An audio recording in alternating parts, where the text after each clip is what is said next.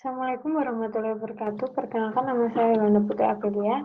Di sini saya akan menjelaskan tentang permohonan pengadaan arbitrase yang diajukan kepada Badan Arbitrase Nasional Indonesia. Di sini saya menggunakan contoh kasus posisi yaitu eh, antara PT Cipta Kridatama selaku pemohon dan Brook Trading SA selaku termohon.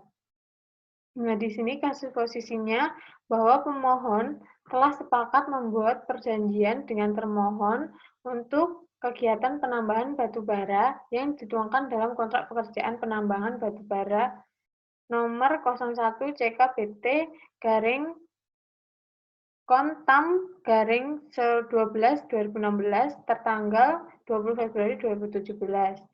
Berdasarkan kontrak ini, pekerjaan penambangan akan dilakukan oleh PT Cipta Kridatama dalam jangka waktu 60 bulan atau apabila sudah tercapai target produksi sebesar 5,7 juta MT.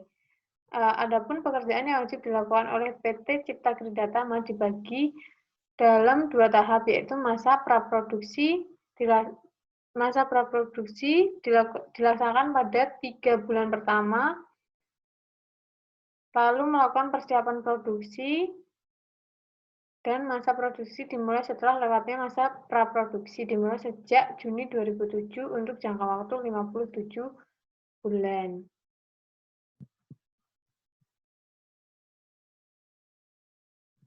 Nah, selama masa produksi, PT Cipta Kridatama wajib memenuhi produksi batu bara bulanan pada jumlah 80.000 MT untuk mengukur dan mengetahui pekerjaan-pekerjaan apa saja yang telah dilakukan oleh PT Cipta Kridatama. Maka seluruh pekerjaan dicatat dalam berita acara yang ditangani oleh PT Cipta Kridatama dan Brook Trading SA.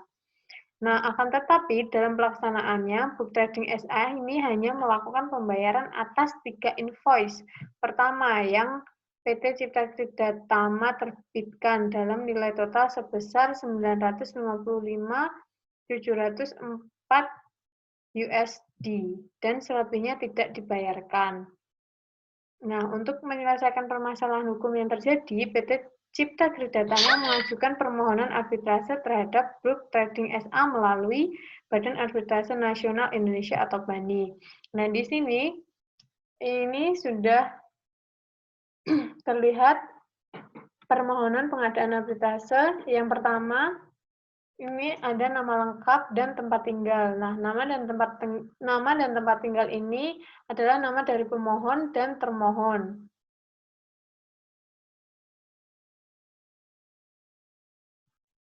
Nah, kalau surat permohonan diajukan juru kuasa, maka surat kuasa khusus harus dilampirkan.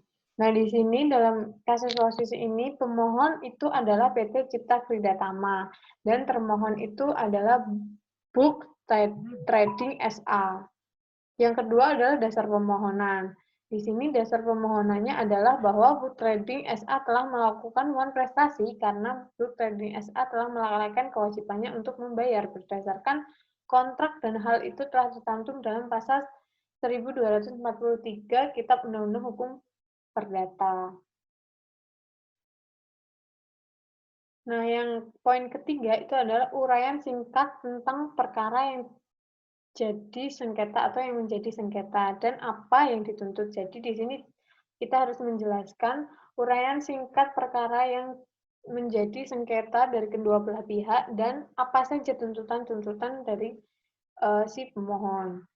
Nah, yang pertama di sini dalam kasus posisi ini bahwa pada awalnya pemohon dan termohon telah sepakat membuat perjanjian untuk kegiatan penambangan batu bara yang dituangkan dalam kontrak pekerjaan penambangan batu bara nomor 01 CKBT garing Kontam garing 12/2016 tertanggal 20 Februari 2007.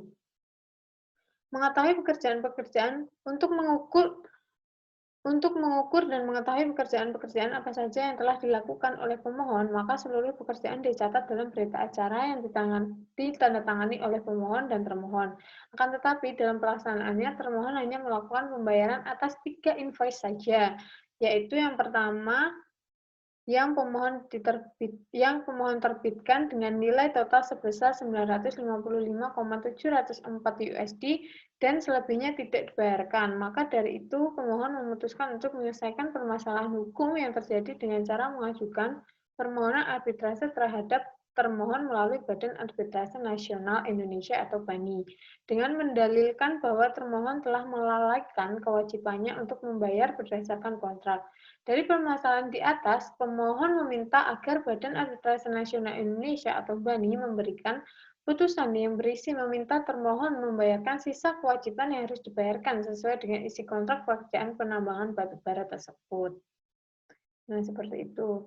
Nah, poin terakhir ini, yang keempat adalah pernyataan yang berisi tentang yang bertanda tangan di bawah ini menghendaki dengan sungguh-sungguh agar sengketa tersebut diselesaikan dalam tingkat pertama dan terakhir oleh BANI menurut peraturan prosedur BANI. Dan yang terakhir adalah tanggal dan tempat pembuatan permohonan ini. Kalau dalam kasus ini di Jakarta 2 Oktober 2009, pemohonnya itu PT Cipta Kerja Tama. Seperti itu. Nah, dari penjelasan-penjelasan tentang permohonan arbitrase ini, saya membuat berdasarkan Undang-Undang Arbitrase yang digunakan di Indonesia, yaitu Undang-Undang Republik Indonesia Nomor 30 Tahun 1099 tentang arbitrase dan alternatif penyelesaian sengketa. Jadi, permohonan mengadakan arbitrase ini sesuai dengan Undang-Undang Arbitrase yang masih berlaku di Indonesia sampai sekarang. Nah, itu saja yang bisa saya jelaskan. Terima kasih. Wassalamualaikum warahmatullahi wabarakatuh.